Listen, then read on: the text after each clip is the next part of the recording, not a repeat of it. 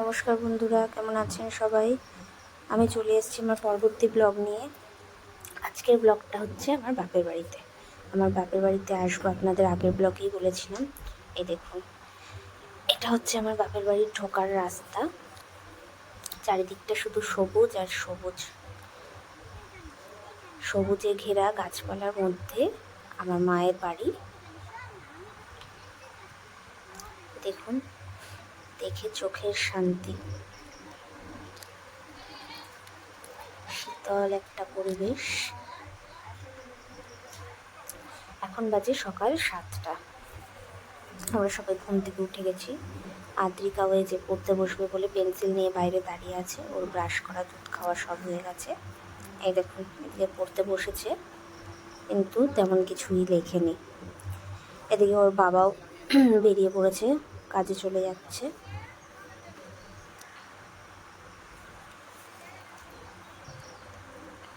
ওই যে ওর বাইক, ও এখন বাইকটা স্টার্ট দেবে, দিয়ে কাজে চলে যাবে।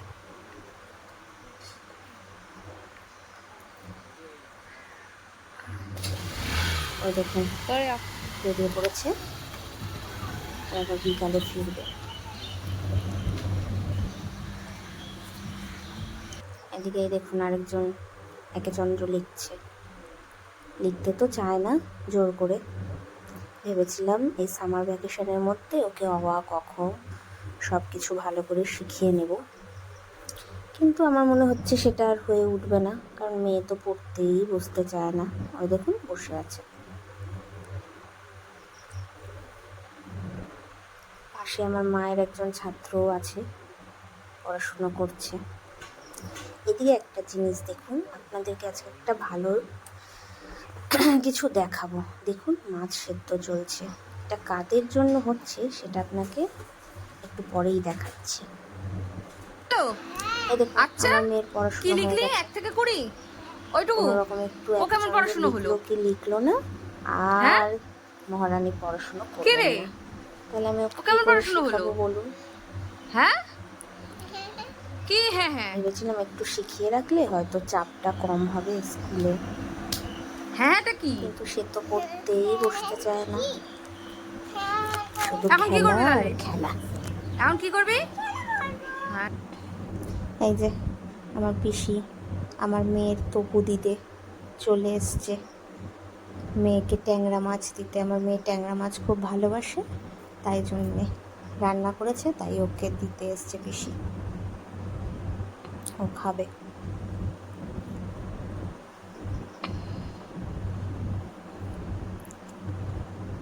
মাছ রাখা হয়ে গেছে, পিসি এখন চলে যাচ্ছে।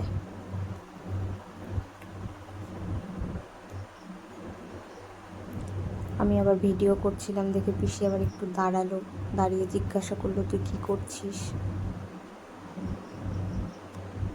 আমি বললাম আমি একটু ভিডিও করছি।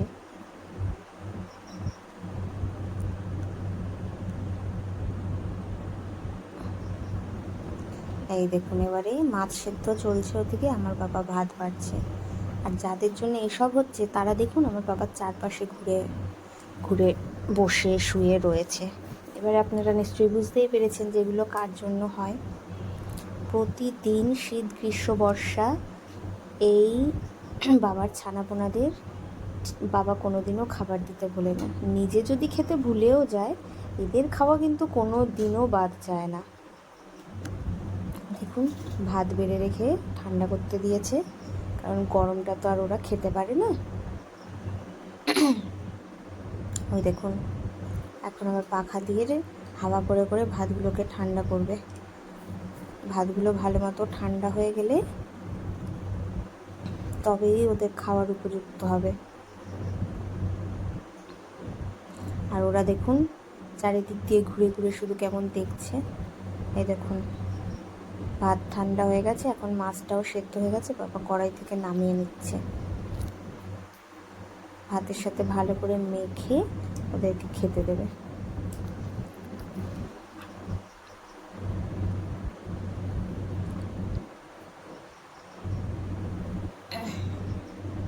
অল্প অল্প করে মাছগুলোকে নামিয়ে নিচ্ছে বাবা।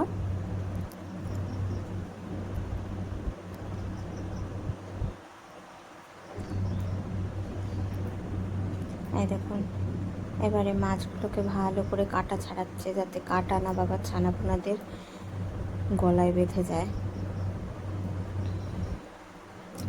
কাঁটাটা ভালো করে ছাড়িয়ে নিয়ে ভালো করে ভাতের সাথে চটকে চটকে মাছগুলোকে মাখবে।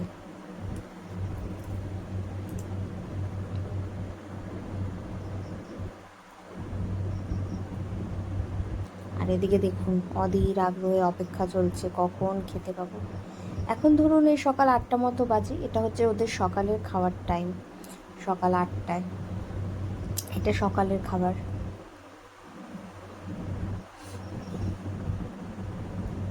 ওই দেখুন, আরেকজন অপেক্ষা করতে করতে শুয়েই পড়েছে।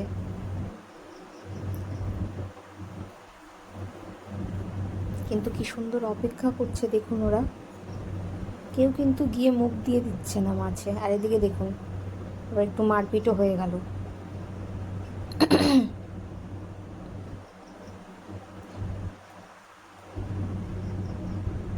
আর ওদিকে ভালো করে মাছ দিয়ে ভাত মাখা চলছে। মাখা হয়ে গেছে, এবারে সব বাটিতে থালায় ভাতগুলো বেড়ে ওদের সামনে সামনে দিয়ে দেবে। আর ওরা দেখবেন কি সুন্দর যে যার মতো খাবে।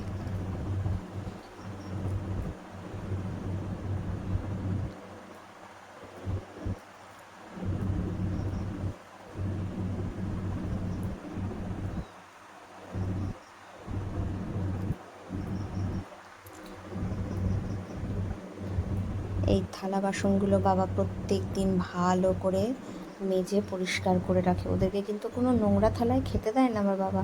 মানে আমরা যেমনভাবে খাই, ওরাও সেরকমভাবে পরিষ্কার পরিচ্ছন্ন থালায় প্রতিদিন 3 বেলা খাবে। আর 3 বেলাই আমার বাবা ওই থালা বাসনগুলো মাজবে। এবারে দেখুন, ওদের সামনে একটা একটা করে দিয়ে দেবে। একজন তো আর অপেক্ষা করতে পারছে না, লাফিয়ে লাফিয়ে উঠছে। ওই দেখুন, যে যার মতো থালা ভাগ করে নিয়ে খাওয়া শুরু করে দিয়েছে। খাওয়ার সময় কিন্তু কেউ কারোর সাথে মারপিট করে না। একজন আবার আসেনি, তার জন্য আবার বাটিতে খাবার রেখে দিল বাবা। কেউ অভুক্ত থাকে না এখানে।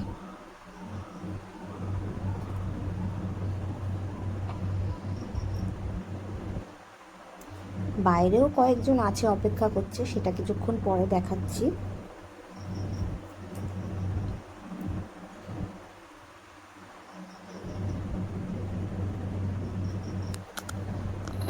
এই দেখুন, এখন বাজে দুপুর ধরুন এই 1:45 মতো। বাবা কাজ থেকে ফিরেছে, আবার ওদের ওই দেখুন মেখে মেখে খাবার দাওয়া শুরু হয়ে গেছে। বললাম না, কোনো দিনও আমার বাবার এই কাজটা কোনো দিনও আমার বাবার বন্ধ হয় না। সে আমার বাবার যতই কষ্ট হোক না কেন, আর যতই খারাপ দিন আসুক না কেন, প্রতিদিন ওরা খেতে পাবে। এদিকে আরেকজন দেখুন, স্নান করবে বলে বায়না করছে। এই দেখুন, প্রায় ওদের খাওয়া শেষ হয়ে গেছে। একজন একজন করে খেয়ে সব বেরিয়ে যাচ্ছে। এখন যে যার মতো গিয়ে এখানে ওখানে শুয়ে পড়বে।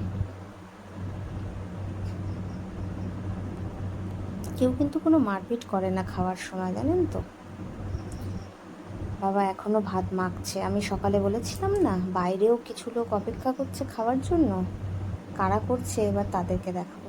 ওইদিকে আরেকজন দেখুন, বাথরুম থেকে সাবান নিয়ে চলে এসছে, সাবান মাখবে।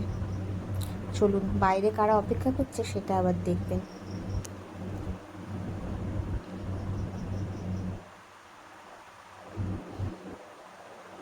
এদিকে এই বেচারা ঘরে ঢুকতে পারে না, জানেন তো। একে ঘরে ঢুকলেই মারে অন্য বিড়াল, তাই জন্য ওকে আবার বাবা বাইরে খেতে দিতে যাচ্ছে।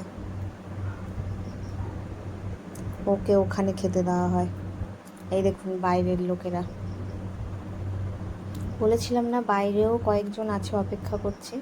এদেরও প্রত্যেকের আলাদা আলাদা খাবারের জায়গা আছে, বাবা দেবে। আর দেখুন, একজন করে সেখানে সেখানে গিয়ে খাবে। কেউ কিন্তু কারোরটা খাবে না, বা কেউ কারোরটায় মুখ দিতেও যাবে না। সবাই সবার থালায় গিয়ে খাবে। টমি, এরা হচ্ছে টমি, লালু। ও দেখুন, দেখেছেন একজন একজন করে দিচ্ছে, তবেই। এই যে লালুকে দিল এবারে।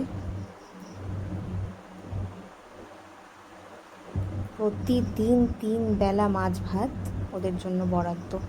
আমরাও প্রতিদিন মাছ পাই না, কিন্তু ওদের কিন্তু প্রতিদিন, সোম থেকে রবি, কোনো দিনও মাছ ভাত বন্ধ যায় না।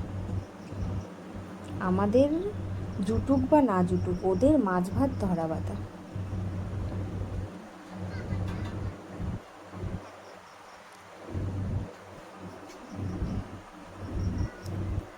আর যেটুকু রয়ে গেল বাবা রেখে দিল আবার।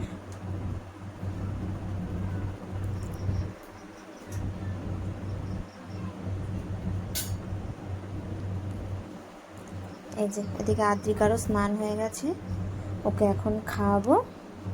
আজকের ব্লগটা এখানেই শেষ করলাম। এখন দুপুর বাজে প্রায় ধরুন 1:30 মতো। ওকে এখন খাইয়ে দাইয়ে ঘুম পাড়িয়ে